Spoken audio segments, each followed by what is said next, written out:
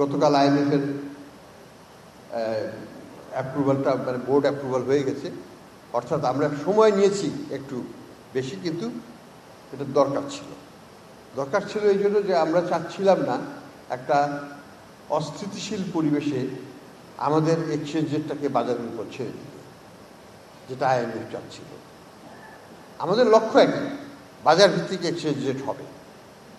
ডিফারেন্সটা ছিল কখন হবে, কোন পরিবেশে এটা আমরা করতে পারব, এবং এইটাই আলোচ্য বিষয় ছিল। এবং এটা করতে গেলে আমাকে কী ধরনের প্রস্তুতি নিয়ে করতে হবে, that was the matter of discussion. যে কারণে আমরা এটাকে 6 মাস দেরি করলাম, কন্ডিশনটাকে ইমপ্রুভ করে আমরা আমাদের পছন্দ মানে ডিজায়ার যখন রেজাল্টটা পেয়ে গেলাম যে ইকোনমি মোটামুটি স্টেবল, এটাকে ছেড়ে দেওয়া হবে।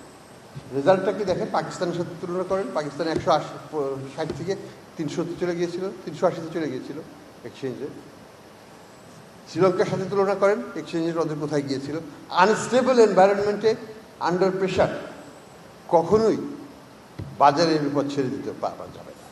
কিন্তু যখন সিচুয়েশনটা স্টেবল হবে, that's the best time to do it, and we have done it, and the result is visible.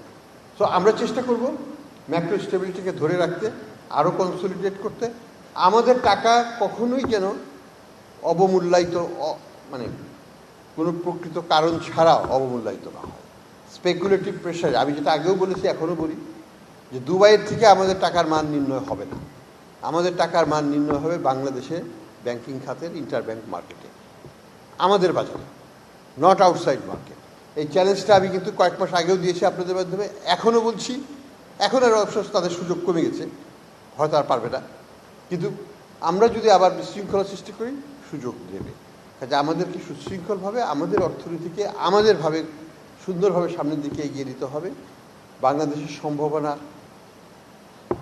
সীমাহীন, কিন্তু এটাকে নষ্ট করার সম্ভাবনাও কিন্তু সীমাহীন। আমাদেরকে এখানে নাগরিক হিসাবে যার যার দায়িত্ব পালন যদি আমরা করতে পারি, দেশকে আমরা করতে পারব।